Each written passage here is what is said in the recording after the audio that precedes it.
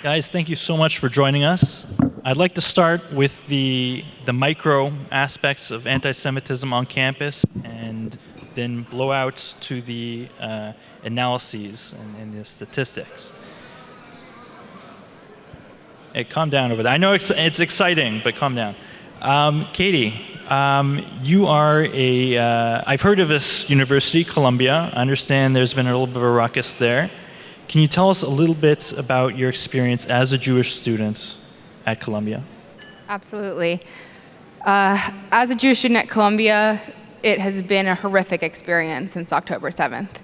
On October 12th, only 5 days after the horrific massacre, there were protests of hundreds of students and faculty explicitly in support of Hamas's attack on Israel, telling Jewish students that they should go back to the gas chambers. We don't want no Zionists here. Death to Israel, death to America. And those sentiments have only grown over the last 8 months. And it's been just horrendous to watch and heartbreaking to see a community that I once so valued being a part of. I worked my whole life to get into Columbia, and I was a very proud student there. And now I'm embarrassed to say that I attended the university. When I went to graduation, 80% of the students were wearing some form of terrorist garb. And my fellow students are lining the halls chanting that they are the student antifada, taking over lawns, taking over buildings with hammers, and just saying horrific things like we should all be grateful that they're not out there murdering all of the Zionists, saying that the hostages are all colonial terrorists who deserve to die. I mean, these are our family and friends. It's just been both mind-blowing and horrific to see. Mr. Harris, maybe you can explain to us some of the ideological underpinnings. How have we gone to this point that students and faculty are supporting Hamas, a terrorist organization? I want to defer to Charles Small, who's been spending decades studying that issue. But what I want to say to this conference is, number one, to the Jewish organizational world, throw out the October 6th playbook.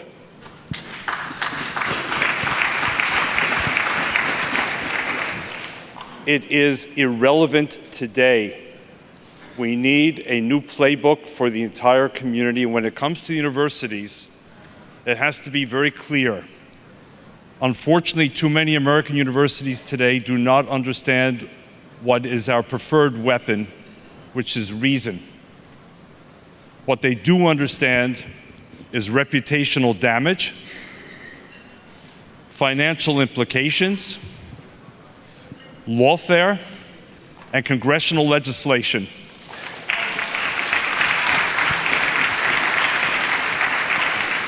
That's what they understand. And people like Bill Ackman and Mark Rowan, who was just on the stage earlier today, are showing us the way. And ISGAP, which after 49 years in the organized Jewish world, I chose to join because I believe that it's doing something essential to the question of universities and the future of this country, has identified the two main issues which Charles Small, the founder of ISGAP, needs to address. Number one, where is the money coming from? And why is it that Qatar, a nation of fewer than 350,000 citizens, is the largest foreign funder of American higher education? Why? To what end? So let's dig deep into that. Mr. Small, can you tell us a little bit about Qatari funding? How much has this been influencing our schools? Okay, thank you. So also to echo David, which I'm honored that Katie and David are here on the panel with ISGAP, and that David is with our team.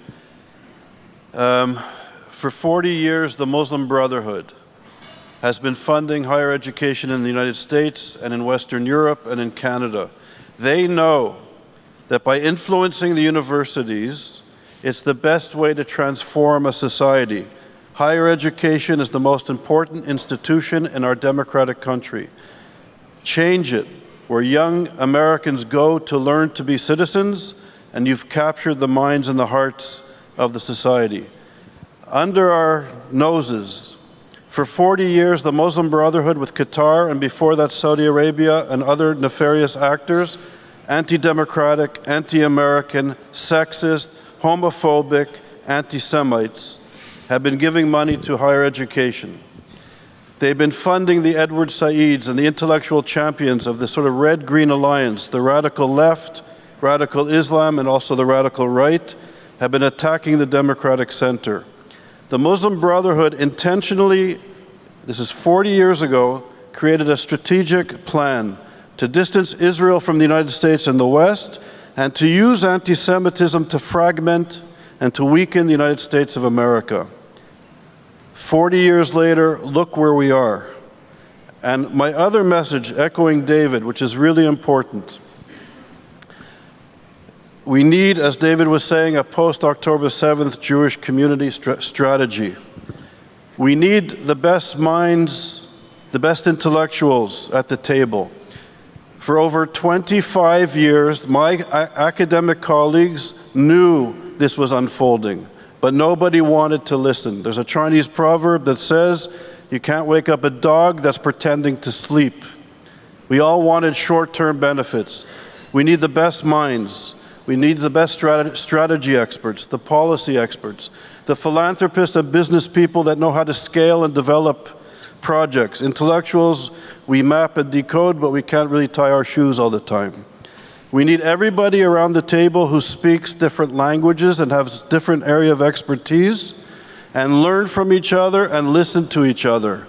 This can't just be the intellectuals, or just the philanthropists, or just the community leaders. This is a time, as in the words of Elie Wiesel, of great urgency. This is an emergency, and all of the brilliance that our community has. Our Jewish community and the State of Israel has never been so successful, so educated, so strong, and healthy, and learned as ever before, perhaps in our history. We have to take all of these talents in this time of emergency and think outside the box and listen to all the experts at the table and move forward as a community, as a united people. These funding networks, they're beyond just Qatar. And I understand that ISGAP's done quite a bit of research into the networks behind SJP and the private foundations that are funding the process that we see on campuses like Katie's. So SJP is associated with the Muslim Brotherhood. The Muslim Brotherhood, we have to know the minds of our enemies. The Muslim Brotherhood wants to destroy Israel and murder Jewish people around the world. That's their stated, clear objective.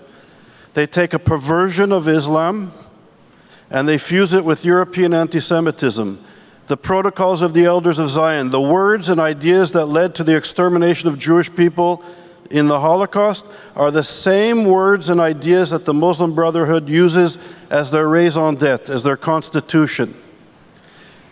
Yosef Kawadawi, the head of the Muslim Brotherhood, always preached throughout his life that the true believer, the true Muslim, is obligated to finish the work of Hitler. This is the Muslim Brotherhood. SJP and the American Muslims for Palestine come out of the Muslim Brotherhood. This is their ideology. It's no accident that on October the 8th, SJP in the United States of America said they're not just supporting the Palestinians, they're not just supporting the people of Gaza. They said, we are Hamas. The struggle is ours. Hamas is an offshoot of the Muslim Brotherhood, funded and supported by Qatar. And as David was saying, Qatar is pumping at least tens of billions, with a B, of dollars into our higher education, funding the shock troops, the little thugs on campus, SJP covered like KKK members on our campus, and they fund our intellectuals. Think about this. The Jewish people were exterminated because we were defined as not white. Today, the intellectual clowns in the classrooms at Columbia, in Oxford and Cambridge and the Sorbonne, all the top universities are now teaching that Jewish people are white, and not you're white and welcome to the club and we're terribly sorry for the catastrophe that happened to the Jewish people. No. In less than 2 generations, we've gone from non-white to white, and we are the epitome of colonialism, of occupation, of apartheid, and now genocide. This is coming from the intellectuals down onto the campus and from the campus into our wider society. Thank you very much for this dissection of the network of anti-Semitism that we're facing on campus. Thank you. I'll just add, today we're releasing a report on Columbia University with the help of amazing student activists and faculty members, and you can get the report on our website today about Columbia and SJP. And folks, you're being treated to a lot of information from morning till night today.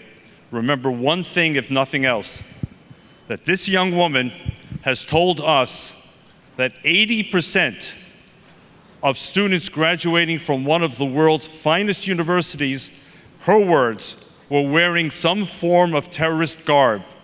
If that is not a wake-up call to each and every one of us, as Jews, as Americans, as citizens of a democratic society, as parents, I don't know what is. And the other thing, why is our government not investigating Qatar? Why? Why?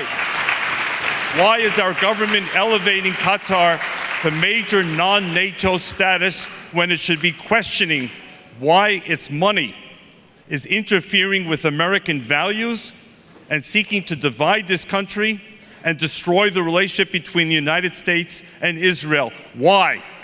And why are...